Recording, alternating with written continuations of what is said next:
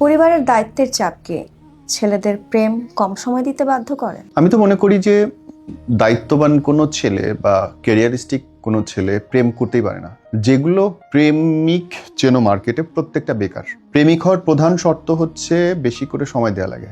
যান উঠছো, যান খাইছো, যান হাগু করছো, যান গোসল করছো, যান মার্কেটে যাবে ব্যাগ ধরো, জানের এই হইছে, জানের ফুল কিনে দাও, ব্যাগ টানো, ইত্রামি।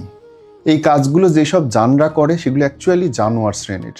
একটা ছেলে যে বড় হইতে চায়, যে রেসপন্সিবিলিটি নিতে চায়, যার ভবিষ্যৎ ভালো, সে কোনোদিন প্রেম করার টাইমই পাবে না।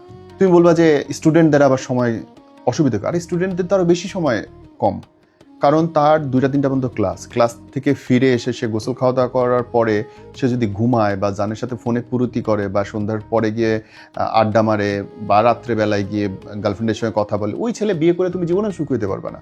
যেই ছেলে তোমাকে প্রচণ্ড সময় দেয়, অনেক সময় দেয়, সেই ছেলে বেকার। সেই ছেলের সঙ্গে তোমার ভবিষ্যৎ নেই। কারণ যদি স্টুডেন্ট থাকা অবস্থাতেও যদি কোনো ছেলে সময় না দিতে পারে, তার মানে সে কোথাও কাজ করতেছে, সে কিছু একটা ইনভেন্ট করতেছে, ব্যবসা করতেছে, কোথাও চাকরি করতেছে, হইতে পারে সেটা রেস্টুরেন্টে, হইতে পারে নিজের কোনো ব্যবসা দাঁড় করানোর চেষ্টা করতেছে, না এনিথিং।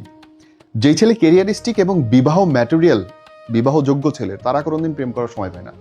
মেয়েরা, বিশেষ করে সুন্দরী গাধী মেয়েগুলো ভুলটা করে এখানে, আল্লাহ আমাকে কত সময় দিচ্ছে, আমার পেছনে ঘুরতেছে। যে ঘুরতেছে ও পাড়ার নেড়িকুত্তার মতোই, ও ঘুরতেই থাকবে, লাথি দিলেও ঘুরবে, ওর কোনো কাম নেই।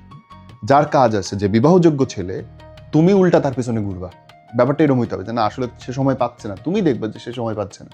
সে সারাদিন অফিস করে বেড়াচ্ছে, ছোটোখাটো চাকরির চেষ্টা করতেছে, ব্যবসার দাঁড় করানোর চেষ্টা করতেছে, পারিবারিক ব্যবসা বাড়ানোর চেষ্টা করতেছে। ওই ছেলেগুলো আসলে রেসপেক্ট পাওয়ার যোগ্য।